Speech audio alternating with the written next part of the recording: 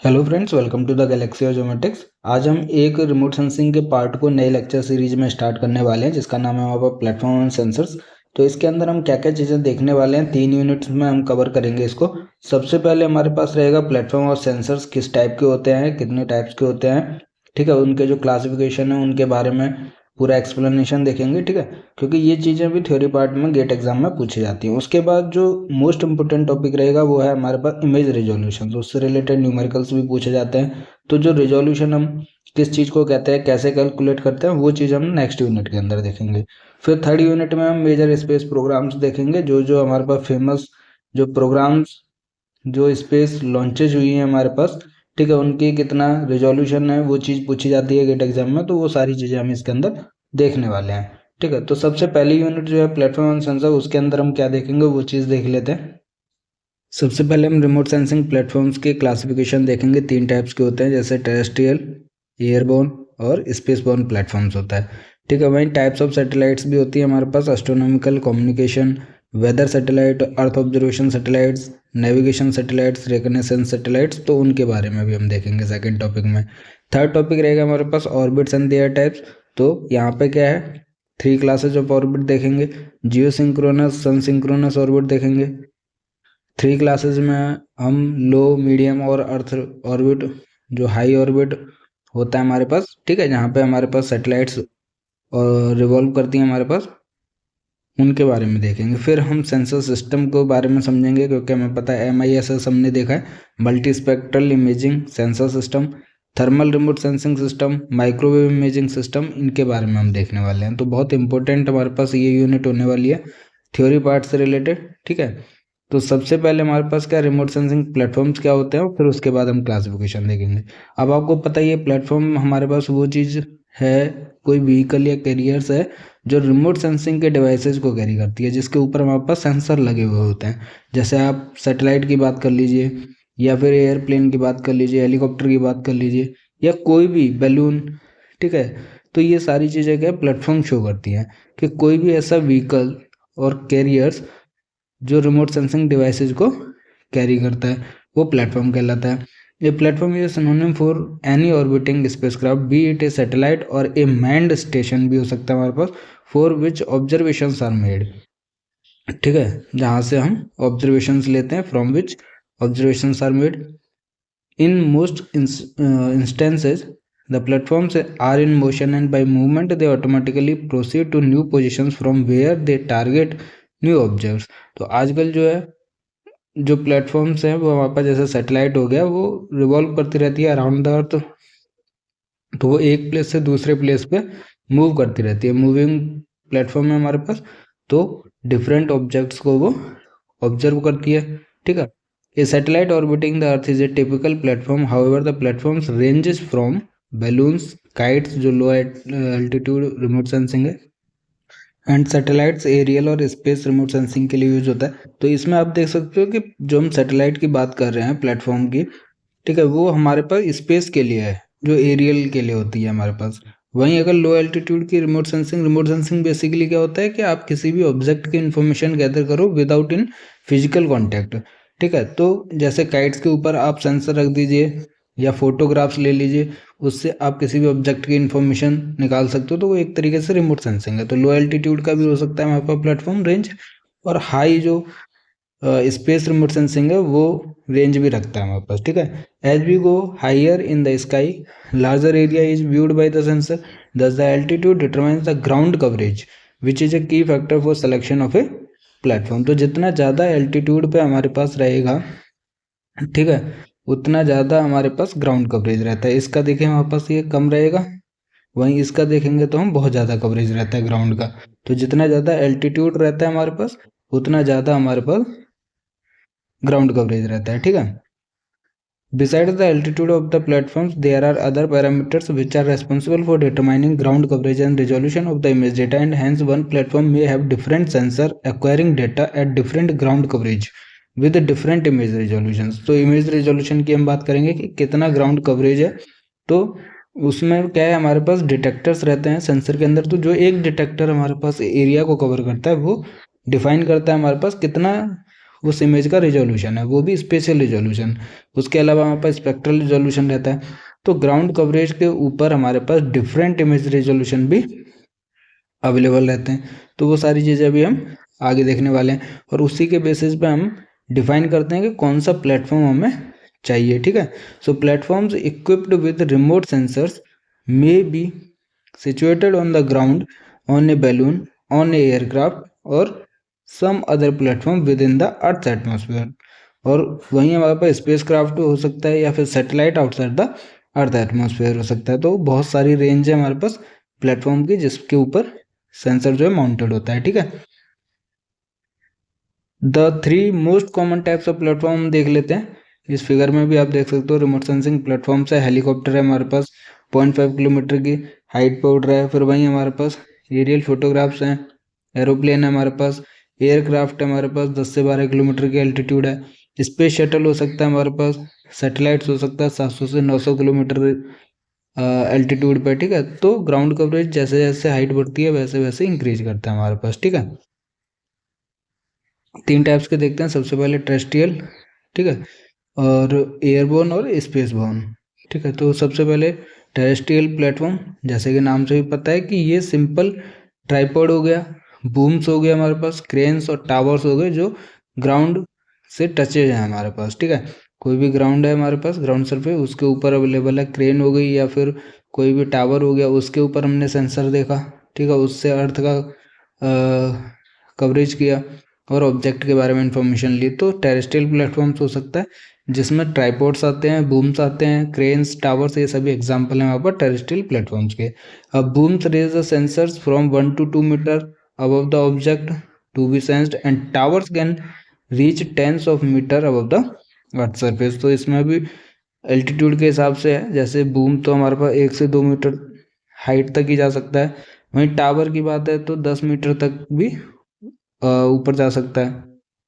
So terrestrial platforms are also known as ground based platforms. तो ये भी आपको चीज़ याद रखनी है कि टेरेस्ट्रियल को हम क्या है, ग्राउंड बेस्ड प्लेटफॉर्म भी कहते हैं, because they remain in contact with the ground during the imaging of the earth surface. तो जैसे मैंने आपको बताया कि वो कॉन्टैक्ट में रहते हैं ग्राउंड के साथ। ठीक है, the ground based platforms are either static on a stationary platform such as tripod और मस्ट, और डायनेमिक भी हो सकते हैं जो मूविंग व्हीकल होते हैं हमारे पास। तो ग्राउंड बेस्ड प्लेटफॉर्म भी फर्दर क्लासिफाइड है स्टैटिक और डायनेमिक में। स्टैटिक मतलब जो रुका हुआ है हमारे पास प्लेटफॉर्म, जैसे ट्राइपॉड हो गया, वहीं डायनेमिक हो सकता है कि किसी मूविंग व्हीकल में हमने उसको सेंसर को माउंटेड किया है। ठीक है, तो these are used for close range high accuracy applications. These platforms work at short, medium and long range of 50 to 100 metre up to 250 metre and 1000 metre तक हमारे पास इसका जो रेंज होता है हमारे पास 1 किलोमीटर तक होता है। ठीक है, जो लॉन्ग रेंज वाला है हमारे पास। Purpose of the short range application is the mapping of buildings and small objects. तो डिफरेंट रेंज के बेसिस पे, जैसे अगर हम शॉर्ट रेंज की बात करते हैं तो बिल्डिंग्स और स्मॉल ऑब्जेक्ट्स को मैप करने के लिए यूज होता है। मीडियम रेंजर्स की बात करते हैं तो मिलीमीटर एक्यूरेसी रहती है और 3 डायमेंशनल मॉडलिंग के लिए यूज किया जाता है। वहीं लॉन्ग रेंज की बात करते हैं तो they are use for topographic application, जैसे कि images collected from a close distance terrestrial platform much have much greater spatial resolution than those collected from the aircraft और सैटेलाइट। तो जितने पास से हम लेते हैं ग्राउंड कवरेज कम रहता है, लेकिन उसका रिजोल्यूशन बहुत ज़्यादा होता है हमारे पास, मतलब कि क्लियरली विजिबल होता है ऑब्जेक्ट, और उसकी इंफॉर्मेशन जो भी उसका स्टडी है, हम एनालिसिस है, हम अच्छे से कर पाते हैं हमारे पास। ठीक है, the data collected by terrestrial platforms are used for bridges, dam monitoring, landslide, soil erosion mapping, architectural restoration, facilities inventory, crime, accident scene analysis, manufacturing, इन सब के लिए हमारे पास एप्लीकेशन है टेरेस्ट्रियल प्लेटफॉर्म्स का, जिसके लिए ये यूज़ किए जाते हैं हमारे पास। It is incorporated into surveying and metrology instruments and is often employed in mobile mapping system. तो ये चीज़ हमने टेरेस्ट्रियल प्लेटफॉर्म की देखी। सिमिलरली हम एयरबोर्न प्लेटफॉर्म्स की देख लेते हैं, जिसका एल्टीट्यूड थोड़ा ज़्यादा रहेगा हमारे पास, ग्राउंड कवरेज ज़्यादा रहेगा हमारे पास। ठीक है, तो aerial remote sensing started few decades ago with photographic, that is recording on film cameras, and the technology is now well established with the development of sensors. तो पहले तो हमारे पास एरियल फोटोग्राफी या एरियल फोटोग्रामेट्री जैसे हमारे पास अलग ही यूनिट है, सर्वेइंग एंड मैपिंग वाली सेक्शन में। तो पहले क्या है, एरियल फोटोग्रामेट्रिक पर्पज के लिए एरोप्लेन्स और इनका यूज किया जाता था, बट आजकल इसमें क्या है, रिमोट सेंसिंग पर्पज के लिए सेंसर्स की टेक्नोलॉजी को यूज किया जाता है। तो एयरबोर्न प्लेटफॉर्म्स जैसे कि एयरप्लेन्स हो गया, helicopter, balloons, even rockets are commonly use to collect the very detailed images. ठीक है, तो ये चीज़ हमारे पास एयरबोर्न प्लेटफॉर्म्स के अंदर आती हैं, because they are capable of operating over a wide range of altitudes ranging from the sea level to stratosphere at an altitude of about 500 kilometre के एल्टीट्यूड पर भी ये जो रॉकेट है, एयरप्लेन है, वो हमारे पास मूव कर सकता है। ठीक है, तो इसलिए they facilitate collection of data over virtually any portion of earth surface at any time. तो हम किसी भी टाइम पे किसी भी रीजन ऑफ अर्थ को कवर कर सकते हैं एयरबोर्न प्लेटफॉर्म सेंसर के अंदर। ठीक है, तो aerial platforms are primarily stable wing aircraft, although helicopters are occasionally used, helicopter भी हम यूज कर सकते हैं। Aerial photographs have been a main source of information about the earth surface almost since the beginning of aviation more than a century ago. Aerial photographs are obtained using mapping cameras that are usually mounted in the nose or underbelly of the aircraft that then flies in discrete patterns or swaths across the area to be surveyed। तो जो area coverage होता है हमारे पास, ठीक है, तो हमारे पास एरोप्लेन हो सकता है, तो एरोप्लेन के या तो बेली में कैमरा होता है, तो नीचे की तरफ वो ऑब्जर्व करते हुए चलता है, सेंस करते हुए चलता है, या फिर हमारे पास नोज के पास सेंसर रहता है, ठीक है, वो भी हमारे पास ग्राउंड कवरेज करते हुए चलता है। तो बेसिकली ये जो एविएशन का स्टार्ट हुआ है, उसके बाद हमने एरियल फोटोग्राफी स्टार्ट की है, जो कि कैमरा कैप्चर करता है, फोटोग्राफ्स लेता है, और उसके बेसिस पे हम मैपिंग कर देते हैं।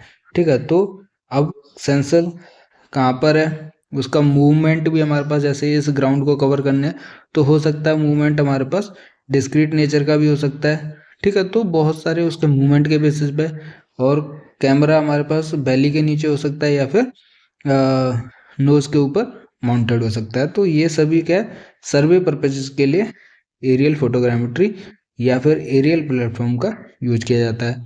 मोस्टली प्रोपेलर और jet prop aircraft are preferred for this purpose because they fly slower. तो जो ज़्यादा स्लो करेगा उतनी ज़्यादा डिटेल्ड इमेजेस हम कैप्चर कर पाते हैं, allowing easier film advance and also cost less to operate. और कॉस्टिंग भी, मतलब कि कॉस्ट इफेक्टिव भी होता है हमारे पास जब स्लोअर फ्लाई करता है हमारे पास, जो कि प्रोपेलर और जेट प्रॉप एयरक्राफ्ट अवेलेबल रहते हैं। ठीक है, एयरक्राफ्ट है following advantage as platform for remote sensing system. क्या क्या एडवांटेजेस हैं हमारे पास एयरक्राफ्ट के या फिर एरियल एयरबोर्न प्लेटफॉर्म्स के। ठीक है, तो जैसे aircraft can fly at relatively low altitudes, thus allowing for sub metre sensor spatial resolution. अगर हम कंपेरिजन करें स्पेस क्राफ्ट प्लेटफॉर्म से, ठीक है, तो इसका जो एल्टीट्यूड है वो लो है, तो हमारे पास सब मीटर की जो रिजोल्यूशन है, स्पेशल रिजोल्यूशन, वो हम अचीव कर सकते हैं। Aircraft can easily change their schedule to avoid weather problem such as clouds which may block a passive sensor's view of the ground. तो जब क्लाउड्स हो सकता है, क्लाउडिंग कवरेज है हमारे पास एटमॉस्फेयर के अंदर, तो उसकी वजह से हम रीशेड्यूल कर सकते हैं। Last minute timing changes can be made to adjust for illumination from the sun, the location of the area to be visited and additional revisit to that location। और उसके बाद हमारे पास लास्ट टाइम जो last minute time changing होती है कि सन की availability या पैसिव सेंसर्स की अवेलेबिलिटी है, यानी उसके बेसिस पे हम उसकी लोकेशन चेंज कर सकते हैं। ठीक है, sensor maintenance, repair, configuration changes can be easily made to aircraft platforms। Aircraft flight paths know no boundaries except political boundaries। However, getting permission to intrude into foreign airspace could be a lengthy and frustrating process। पर aircraft का ये है कि वो सिर्फ अपने country के reason में ही रह सकता है। अगर वो फॉरेन एयर स्पेस में जाएगा तो बहुत सारी परमिशन और बहुत सारे लेंदी प्रोसेस फॉलो करने पड़ते हैं, तो ये बहुत ज़्यादा दिक्कत वाली बात है। तो एयरक्राफ्ट फ्लाइट पार्ट क्या है हमारे पास, सिर्फ अपनी कंट्री के रीजन में हम सेंस कर सकते हैं, लेकिन ये चीज़ क्या है, ये स्पेस क्राफ्ट में नहीं रहेगी। स्पेस हमारे पास पूरा किसी भी पोर्शन ऑफ अर्थ को कवर कर सकता है। ठीक है, तो वही स्पेस वन प्लेटफॉर्म्स के बारे में भी देख लेते हैं। That man made satellites are example of space borne platform. तो मैन मेड जो सैटेलाइट्स हैं वो हमारे पास स्पेस बर्न प्लेटफॉर्म्स का एग्जाम्पल है। Satellite based remote sensing is also referred as orbital remote sensing भी कहते हैं हमारे पास, ठीक है। जो सैटेलाइट बेस्ड रिमोट सेंसिंग होती है उसको हम ऑर्बिटल रिमोट सेंसिंग भी कहते हैं। Space transport system commonly known as the space shuttle is also sometimes used as a platform. तो स्पेस शटल को भी हम प्लेटफॉर्म की तरह यूज करते हैं। तो जहाँ पे हमारे पास सेंसर अवेलेबल रहता है वो एक प्लेटफॉर्म की तरह काम करता है। तो स्पेस शटल पे भी हम सेंसर माउंटेड कर देते हैं तो भी इस प्लेटफॉर्म की तरह वर्क करता है। As you know satellites are objects which revolve around the earth. For instance the moon is a natural satellite whereas man made satellites include platform that are launched from for remote sensing, communication, telemetry, location और navigation purposes के लिए हम अपनी man made जो satellites हैं उनको launch करते हैं, ठीक है। तो ये अर्थ है हमारे पास, उसके अराउंड जो रिवॉल्यूशन देखते हैं, जैसे मून हो गया वो तो नेचुरल सैटेलाइट हो गया, वहीं हमारे पास क्या मैन मेड सैटेलाइट्स हैं जो ऑर्बिट में अराउंड द अर्थ रिवॉल्व करती हैं हमारे पास, ठीक है, अपने एक डिफाइंड ऑर्बिट के अंदर। अब उस सैटेलाइट की क्या जरूरत पड़ी, रिमोट सेंसिंग पर्पज के लिए, कम्युनिकेशन या फिर कोई भी नेविगेशन पर्पज के लिए हम उसको यूज करते हैं। In space born remote sensing sensors are mounted on board a spacecraft, space shuttle और satellite orbiting the earth. Because of their orbits, satellites permit repetitive coverage of the Earth's surface on a continuing basis. These orbits are fixed. A single satellite orbit can be adjusted slightly to maintain consistency over time, but it cannot be changed from one orbit type to another. तो जैसे मैंने आपको बताया कि अर्थ के around एक fixed orbit में हमारे पास सैटेलाइट्स रिवॉल्व करती हैं, ठीक है। तो उसका हम स्लाइटली चेंज कर सकते हैं। ऐसा नहीं है कि वो कोई मीडियम अर्थ ऑर्बिट में है उसको हमने हाई अर्थ ऑर्बिट में भेज दिया, तो ये नहीं होता है कि अगर कुछ वेरिएशन है तो उसको हम स्लाइटली चेंज कर सकते हैं उसके पाथ को, और एक फिक्स्ड पाथ को वो फॉलो करता है सैटेलाइट जो होता है, ठीक है। और वो रिपीटेटिव कवरेज करेगा क्योंकि अर्थ को कवर कर रहा है, तो एक पर्टिकुलर पोर्शन ऑफ अर्थ को वो डिफरेंट टाइम पीरियड पे कंटिन्यूसली उसको कवर करता है, और रिपीटेटिव नेचर भी हमें देखने के लिए मिलता है। इसका मतलब है कि उस रीजन को, पोर्शन को क्या है, वो 2 बार किसी एक टाइम पीरियड पे कवर करता है। तो वहाँ उस रीजन और पोर्शन में चेंज डिटेक्शन के लिए हम इस पर्पज को यूज कर सकते हैं, ठीक है। तो इन space borne platform satellites are placed at 3 types of orbit around the earth, data geostationary, polar और सन सिंक्रोनस ऑर्बिट। तो ये जो सैटेलाइट है जियो स्टेशनरी सैटेलाइट्स हो सकती हैं, पोलर सैटेलाइट्स हो सकती हैं, या फिर सन सिंक्रोनस ऑर्बिट्स हो सकती हैं। तो जब हम टाइप्स ऑफ ऑर्बिट देखेंगे इन सभी के बारे में हम पढ़ने वाले हैं, ठीक है। These orbits are described in the next section. Spaceborne platforms are either of short duration, such as Space Shuttle that remains aloft for 1 to 2 weeks, or of long duration, such as Earth Resource Monitoring and Meteorological Satellites. Example Landsat हो गया, Spot हो गया, AVHRL हो गया. At present, there are several remote sensing satellites providing imagery for a variety of applications. तो remote sensing satellites की जो imagery है वो बहुत सारी एप्लीकेशन रखती है आजकल। तो मोस्टली जो है वो रिमोट सेंसिंग जो है सैटेलाइट बेस्ड ही होती है हमारे पास, ठीक है, क्योंकि ग्राउंड कवरेज भी बहुत ज़्यादा होता है और कॉस्ट इफेक्टिव उसके कंपैरिजन में देखा जाए तो कम हो जाता है। उसके अलावा हमारे पास कोई रीजन की बाउंड्री नहीं होती स्पेस के लिए, ठीक है। तो satellite remote sensing can significantly enhance the information available from traditional data sources because it can provide synoptic view of large portions of the earth. तो जितना ज़्यादा एल्टीट्यूड उतना ज़्यादा ग्राउंड कवरेज, तो सिनोप्टिक व्यू हम फाइंड आउट कर सकते हैं लार्ज पोर्शन का, ठीक है। हाउएवर रिजोल्यूशन इज लिमिटेड, जिसकी वजह से रिजोल्यूशन हमारे पास बहुत ज़्यादा नहीं होता है due to satellites fixed altitude and orbital path flown, ठीक है। Spaceborne sensors are currently use to assist in scientific and socio-economic activities like weather prediction, crop monitoring, mineral exploration, wasteland mapping, cyclone warning, water resource management and pollution detection. तो ये सारे applications हैं स्पेसबोर्न या satellite remote sensing के। अब स्पेसबोर्न remote sensing के advantages देख लेते हैं। सबसे पहले मैंने बताया कि लार्ज एरिया कवरेज रहता है हमारे पास क्योंकि एल्टीट्यूड बहुत ज़्यादा रहता है। Frequent and repetitive coverage of area of interest रहता है क्योंकि फिक्स्ड ऑर्बिट में वो रिवॉल्व करती रहती है, मूव करती है हमारे पास, ठीक है। तो quantitative measurement of ground feature possible using radiometrically calibrated sensor. तो ग्राउंड के फीचर्स के क्वांटिटेटिव नेचर भी हम मेजर कर सकते हैं अराउंड, मतलब कि हम कोई भी ग्राउंड के फीचर्स को मेजर कर सकते हैं, ठीक है। Semi automated computerised processing and analysis हो सकता है हमारे पास इमेजेस का। Relatively lower cost per unit area coverage, तो मैंने बताया कि कॉस्ट इफेक्टिव होता है अगर उसी एरिया कवरेज के लिए, क्योंकि लार्ज एरिया कवरेज है, अगर हम डिफरेंट एयरबोर्न सेंसर यूज़ करते हैं या फिर टेरेस्ट्रियल तो बहुत ज़्यादा कॉस्ट रहेगा उसका। लेकिन सैटेलाइट रिमोट सेंसिंग के लिए उसी एरिया कवरेज के लिए वो जो कॉस्ट पर यूनिट रहेगी वो कम रहती है हमारे पास, ठीक है। One obvious advantage satellite have over aircraft is the global accessibility, तो मैंने जैसे बताया कि कोई बाउंड्री रीजन नहीं होता, ग्लोबल एक्सेसिबिलिटी रखता है हमारे पास, ठीक है। तो ये मेन एडवांटेज है सैटेलाइट रिमोट सेंसिंग के। There are numerous governmental restrictions that deny access to airspace over sensitive areas or over foreign countries. Satellite orbits are not subject to these restrictions. Space के अंदर कोई ऐसी restriction नहीं होती है, atmosphere के अंदर रहती है हमारे पास, ठीक है। Although there may well be legal agreements to limit distribution of data collected over particular areas of globe, पर इसके अंदर क्या है कि लीगल एग्रीमेंट्स होते हैं कि हम रिमोट सेंसिंग से किसी भी एरिया और रीजन के डेटा को कलेक्ट कर सकते हैं, बट लीगल एग्रीमेंट्स रहते हैं कि कौन सा डेटा कलेक्शन होना चाहिए ओवर द ग्लोब और कौन सा डिस्ट्रीब्यूट होना चाहिए, ठीक है। So now if you are confused about data from which platform to use, following explanation may help. One can say that the choice of platform depends largely on the application, कि किस purpose के लिए हमें platform की requirement है, कौन सा data हमें प्रोड्यूस करना है। So the ground based platforms are frequently use to produce detailed 3D models of building, bridges, streetscapes, factories and other man made infrastructure के लिए क्या ग्राउंड बेस्ड जो लो एल्टीट्यूड का होता है और हाई रिजोल्यूशन रखता है, बिल्डिंग का 3D मैपिंग करना है ब्रिजेस का, तो इन सभी के लिए ग्राउंड बेस्ड प्लेटफॉर्म बेस्ट है हमारे पास, ठीक है।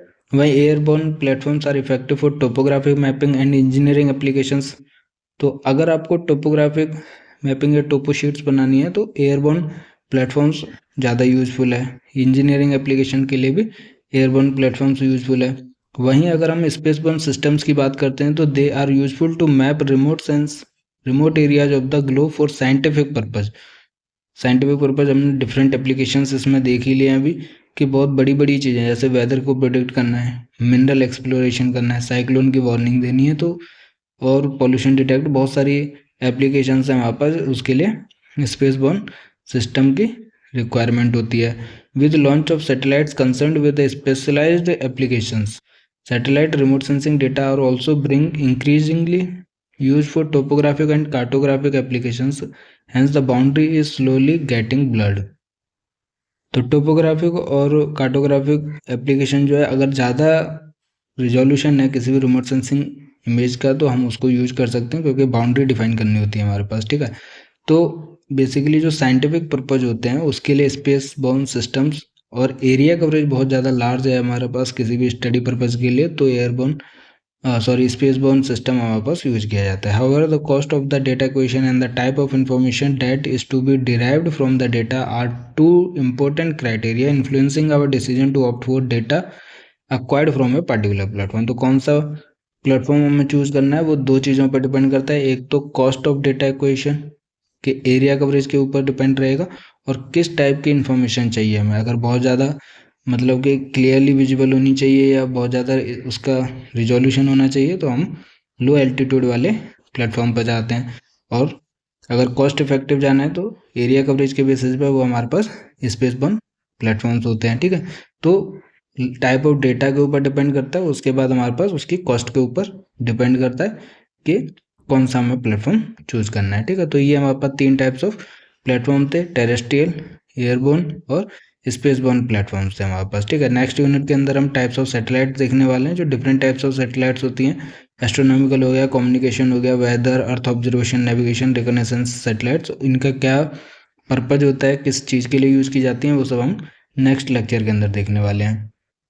तो आज की वीडियो में अगर कोई भी डाउट है तो आप हमें कमेंट कर सकते हैं वीडियो के ऊपर, नहीं तो आप हमें टेलीग्राम व्हाट्सएप चैनल पर फॉलो कर सकते हैं, जहाँ पे आप फ्रीली PDF को डाउनलोड कर सकते हैं लेक्चर की, ठीक है। और अदर इन्फॉर्मेशन भी हमारे पास अपडेट अवेलेबल रहती है उन चैनल्स पर, तो चैनल्स का लिंक जो है वीडियो के डिस्क्रिप्शन में आप देख सकते हैं और फॉलो कर सकते हैं। दोस्तों के साथ शेयर कीजिए। गेट ज्योमेट्रिक्स की तैयारी ज्योमेट्रिक्स गैलेक्सी के साथ करते रहिए। दोस्तों से इन्फॉर्मेशन, वीडियोस, चैनल जल्दी से शेयर कीजिए। और ज्वाइन कीजिए। गेट ज्योमेट्रिक्स की तैयारी ज्योमेट्रिक्स गैलेक्सी के साथ करते रहिए, हंसते रहिए, पढ़ते रहिए, मुस्कुराते रहिए। मिलते हैं नेक्स्ट लेक्चर में। Thank you.